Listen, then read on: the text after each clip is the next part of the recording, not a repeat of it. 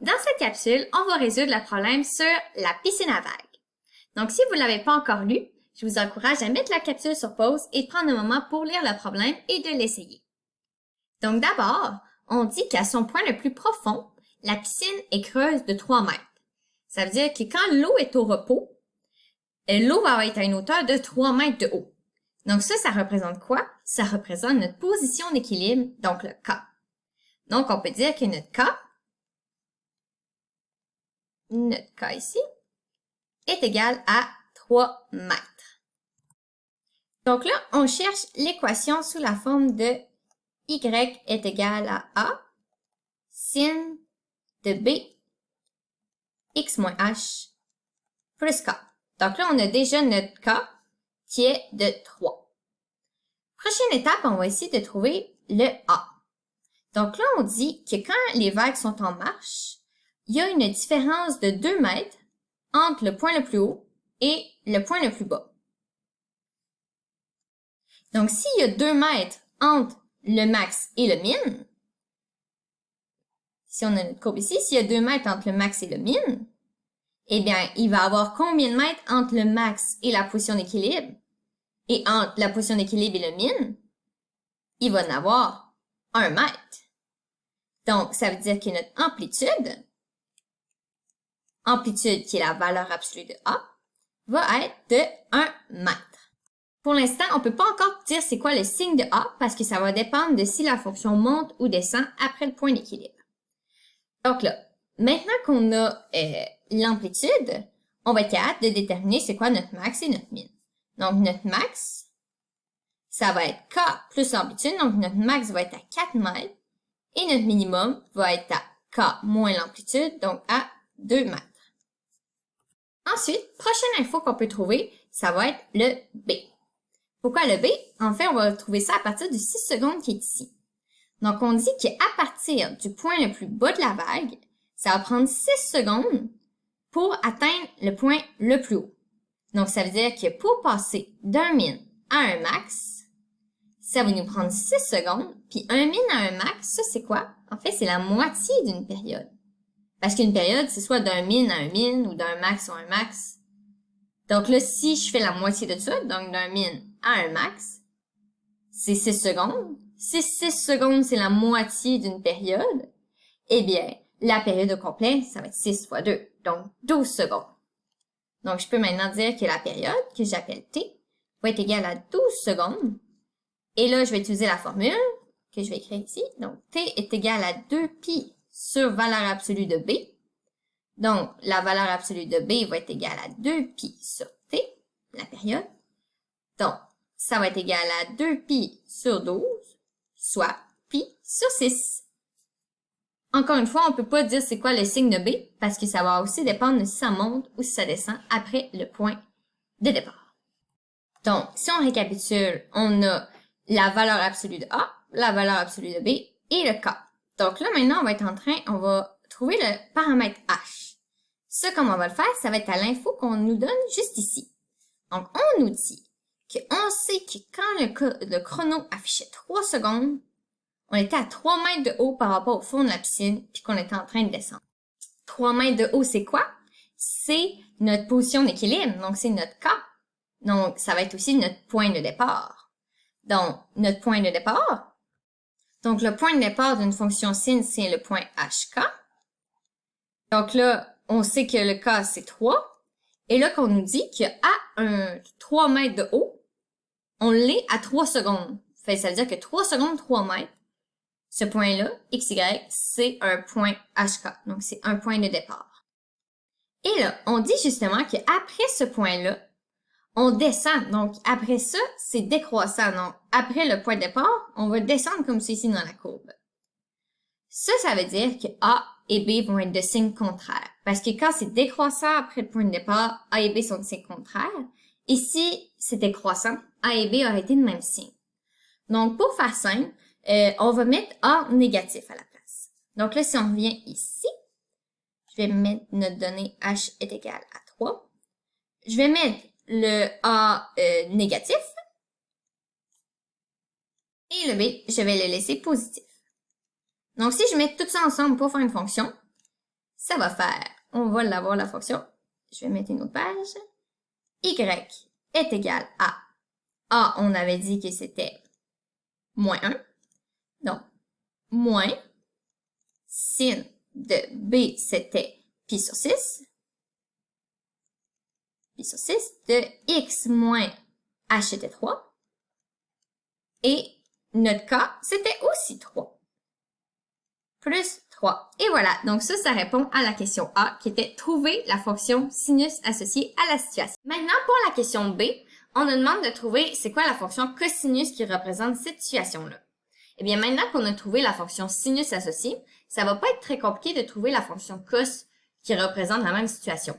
Parce que comme on a vu, on peut facilement passer de sin à cos en faisant pi sur 2 moins θ. Donc, par exemple, ça c'était notre fonction sinus qu'on avait trouvée. Donc là, tout ce qu'il va falloir faire, c'est remplacer sin par cos et faire pi sur 2 moins θ. Puis θ étant notre angle ici, c'est qu'est-ce qui est à côté du sin, c'est notre angle θ. Juste ça. Donc, qu'est-ce que ça va donner? Ça va nous faire y est égal à moins cosinus de pi sur 2 moins pi sur 6 fois x moins 3. Et là, tout le reste reste pareil. Donc là, ici, on a notre pi sur 2 et moins cet angle-là. Donc là, c'est une forme qui est pas très jolie. Fait que là, si on veut mettre ça sous forme un peu plus beau, un peu plus normale, ben là, on va mettre en évidence pi sur 6, par exemple. On va comme ramener notre b. Et là, si on met en évidence pi sur 6, c'est comme si je faisais pi sur 2 divisé par pi sur 6 pour savoir qu'est-ce qui va rester. Donc, je vais juste faire un petit calcul là, sur le side. Donc, je vais faire pi sur 2 divisé par pi sur 6. Diviser, c'est l'équivalent de multiplier par l'inverse. Et voilà. Donc là, qu'est-ce qui va rester? 3. Fait que si je mets pi sur 6 en évidence, je vais avoir 3 moins. Puis là, il va rester la parenthèse x moins 3 plus 3. J'ai mis cette parenthèse, je pense que ça me manquait. Et voilà. Puis là, si on poursuit, là, on va avoir y est égal à moins cosinus de pi sur 6, 3 moins x plus 3, on distribue le moins, plus 3. Là, je vais continuer sur l'autre page. Donc ici, ça va faire 3 plus 3, ça va faire 6. Donc, je vais réécrire y est égal à moins cosinus de pi sur 6. Et là, j'ai moins x plus 6 plus 3. Puis comme on veut pas avoir de moins devant le x, on va le mettre dans le b. Fait qu'est-ce que ça va faire? Ça va faire moins cosinus de moins pi sur 6 x moins 6 plus 3. Voilà, donc là, on vient de trouver la fonction cosinus qui est associée à la situation. Et si vous lui mettez cette fonction-là dans un logiciel de graphique, par exemple, si je rentre ça sur Desmos, par exemple, qui est un logiciel pour créer des graphiques, vous allez remarquer que ça, c'est la même fonction que ça ici. Donc, les deux courbes vont se superposer. Donc, c'est la même fonction, mais une est exprimée en sin, puis l'autre en cos. Donc, et voilà, c'est fait pour notre question numéro B. Maintenant, à la question C, on nous demande à quelle hauteur on va être par rapport au fond de la piscine. Donc, à quel Y.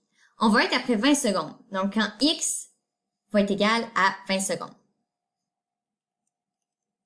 Vu que notre X est en secondes, on peut directement utiliser 20.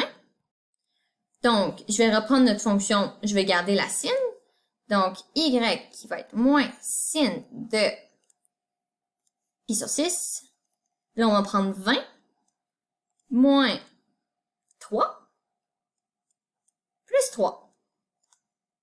On va obtenir Y est égal à moins sin de, en fait, 20 moins 3, ça fait 17. Donc, on va avoir 17 pi sur 6 plus 3.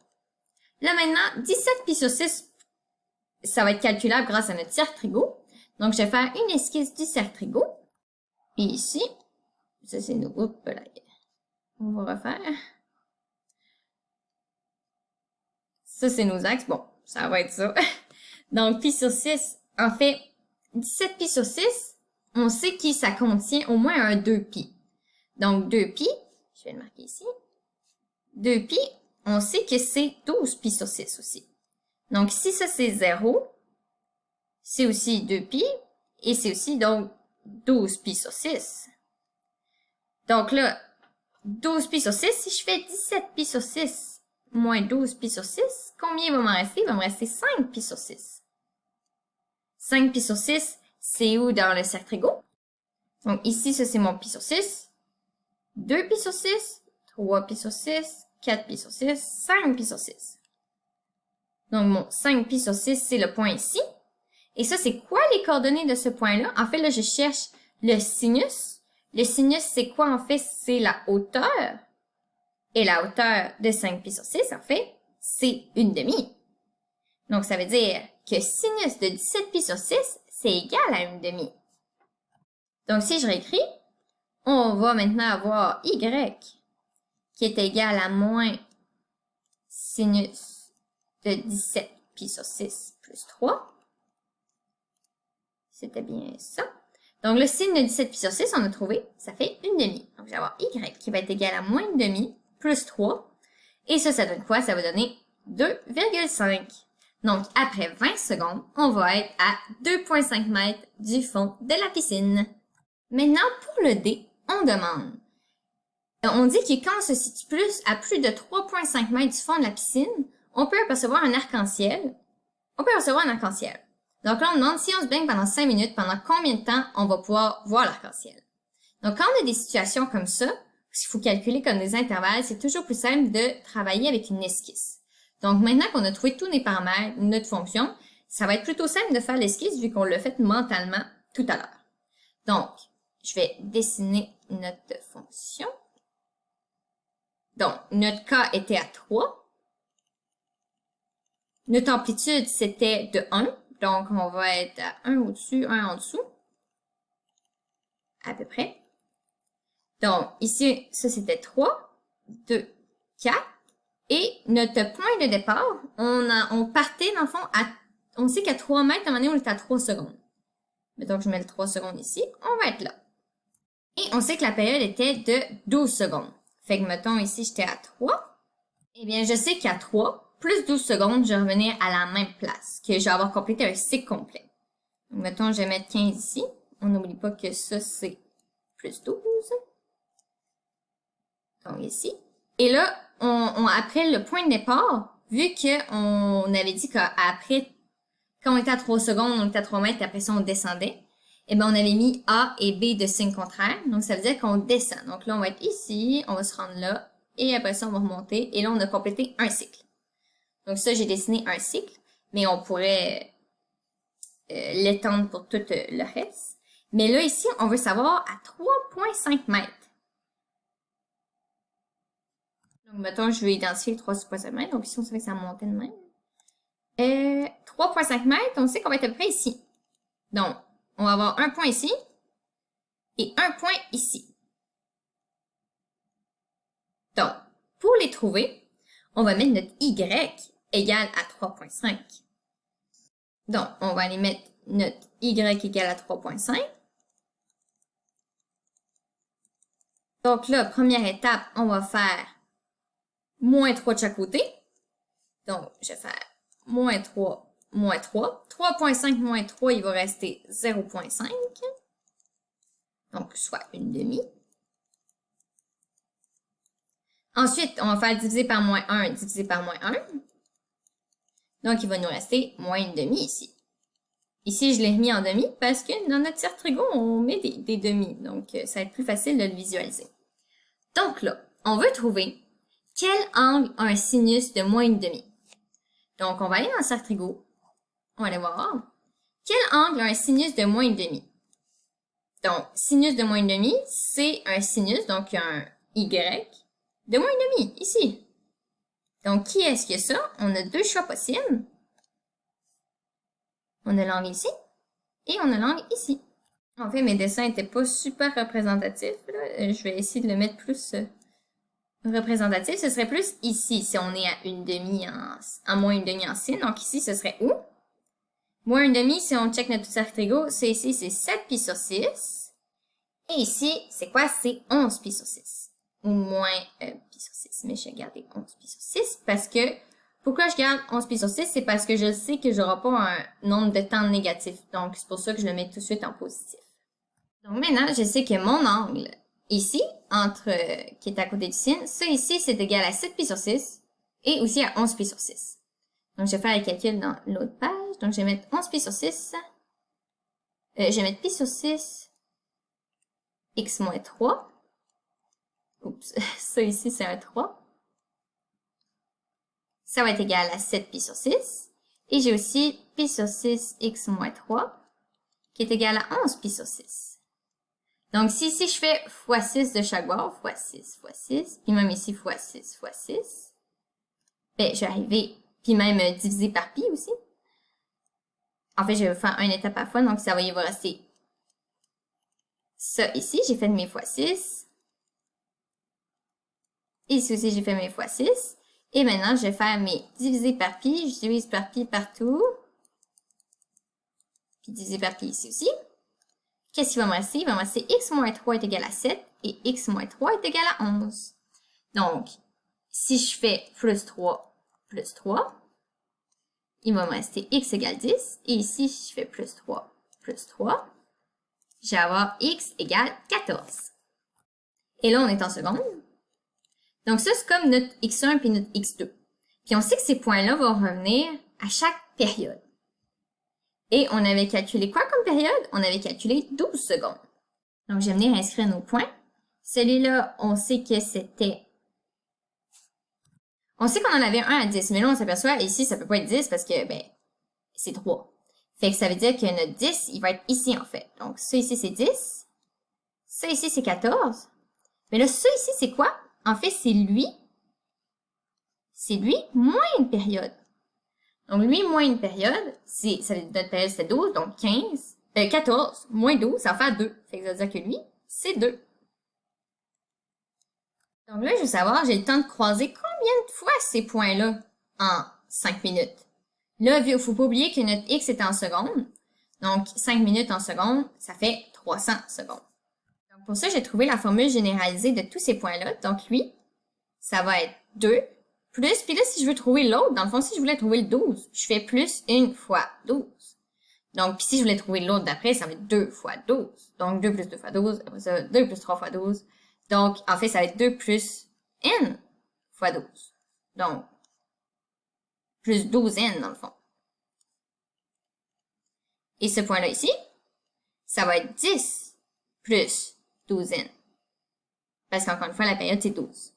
Et là, je veux que ça dépasse pas 300 secondes. Donc, qu'est-ce que je vais venir calculer? Je vais venir comme faire une inéquation. Donc, 2 plus 12n, ça doit être plus petit ou égal à 300. Puis 10 plus 12n, ça doit être aussi plus petit ou égal à 300. Comme ça, je vais pouvoir calculer il y en a combien pendant 5 minutes. Donc, je vais faire moins 2. Donc, ça va donner 298. Puis ici, ça va donner 290. Ici, ça tombe que notre n va être plus petit ou égal à 24,8. Donc, dans le fond, notre n, ici, c'est toujours un nombre entier. Donc, notre n, ça va être 24. Et là, puisque lui aussi, il faut le compter, lui ça compte pour 1. Fait que, si on a lui 24 autres comme points, plus le premier, en fait, on va en avoir 25 fois ce point-là. Et pour l'autre ici, si je fais 290 divisé en 12, ça me donne 24,16. Donc, notre n va être ici encore une fois égal à 24. Donc, on va aussi avoir 25 fois ce point-là. Donc là, on est là, OK. On sait que ce point-là, il revient en comptant initialement 25 fois. Lui, il revient 25 fois. Mais 600, ça tombe où? Et là, il va falloir calculer, 600, c'est-tu un max, c'est-tu un min, c'est-tu un point par rapport? Donc là, on va calculer. 600, c'est ça. Donc là, on se demande 600, c'est où? Donc, on va remplacer notre x, dans le fond, par 600.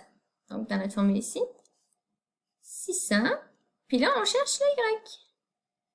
Donc là, 600 moins 3, ça fait 597. 597 pi sur 6 plus 3. Et là, pour calculer 197 pi sur 6, soit vous pouvez utiliser la technique qu'on avait vue dans une des anciennes capsules, avec la comparaison avec les pommes, ou si vous avez le droit à votre calculatrice, on peut aussi directement le faire avec la calculatrice. Donc, on n'oublie pas de la mettre en radian. On fait sinus de 597 pi sur 6. Ça donne quoi? Ça donne moins 1. Donc là, je vais avoir y est égal à moins 1 plus 3. Donc, est égal à 4. 4, c'est quoi? C'est un max. Ça veut dire qu'à 600, on est à un max. À 600, dans le fond, on est comme ici. Donc là, on va prendre des périodes comme ça de cycle. Parce qu'en fait, ça, c'est un cycle. C'est ici. C'est un cycle. Donc là, la personne peut voir, tu peux voir l'arc-en-ciel combien de temps en un cycle. Tu peux le voir, ici, tu le vois pendant 2 secondes. Après ça, tu le vois plus. Puis après ça, ben, tu vas le revoir pendant 2 secondes. Parce qu'ici, 10, 14, c'est quoi le milieu entre 10 et 14? C'est 12. Fait qu'ici, ça va être 12. Donc, ici, on le voit pendant 2 secondes. Ici, on le voit pendant 2 secondes. Donc, ça veut dire que par cycle, on le voit 4 secondes. Et là, il faut se rappeler que on avait 25 fois ce point-là, puis 25 fois ce point-là. Donc, on va faire 25 cycles comme ça. Donc, 25 fois 4 secondes, ça va faire un total de 100 secondes. Donc, ça veut dire qu'au total, si tu te baignes pendant 5 minutes, tu vas voir l'arc-en-ciel pendant 100 secondes. Et voilà!